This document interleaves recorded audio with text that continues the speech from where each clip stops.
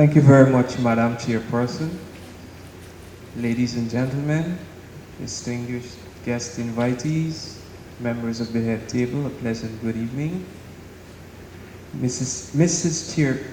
Chairperson, sorry, I assure you my presentation will be less than 7 minutes since most of my work was done by the Honorable Minister with all the statistics for climate change. Yourself, when you notified our invitees that we are signatories to the Paris Agreement, and Mrs. Sheko, when she clearly identified HFCs as potent greenhouse gases. 1 minute, finish. Now, from the point of view of climate change, this ratification is crucial for our survival. We need a planet to live on, and we need to preserve it.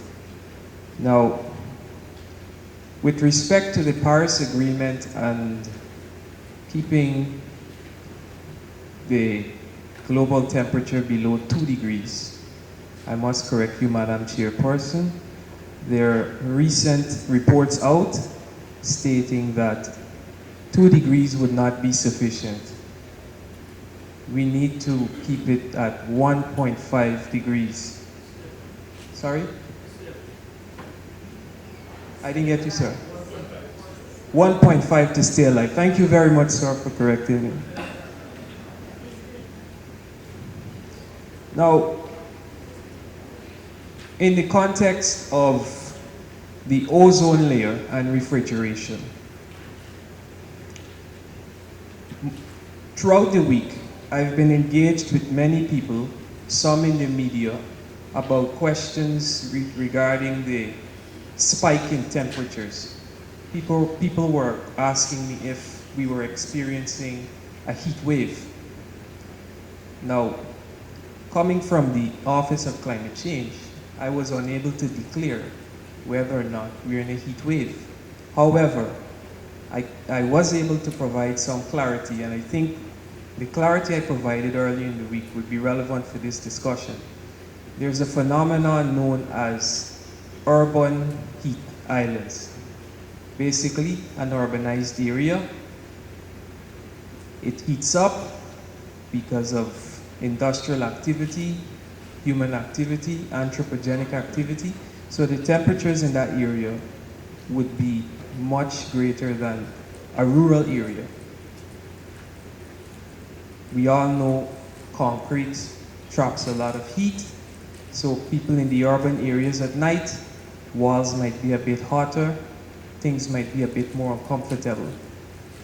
In the context of the ozone layer again, urban areas will continue to grow, refrigeration will continue to be in high demand.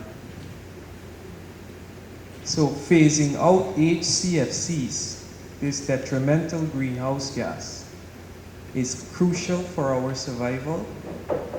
Otherwise, we'll be dumping more greenhouse gases in the atmosphere, trapping more heat, and exponentially increasing the adverse effects of global warming. What is the OCC doing? We have reporting obligations to the United Nations Framework on Climate Change. In our third national communications, which is due this year, we will be publishing a greenhouse gas inventory. And thanks to the ratification, HFCs will not appear on this greenhouse gas inventory, hopefully, right? Hopefully? Okay. All right. Also, we're looking into greening, green towns. Most of you have heard about the JCCP, the Japan Caribbean Climate Change Program, and the coordinated efforts with the government of Guyana to make Bartik a green town.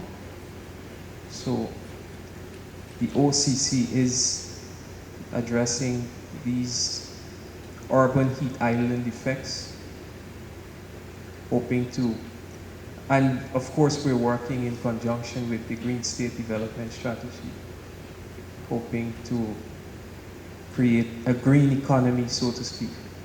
So I'll stop there because my 5 minutes might be up, but thank goodness this is an open panel, so I'd really appreciate the questions from a climate change perspective, and thank you very much.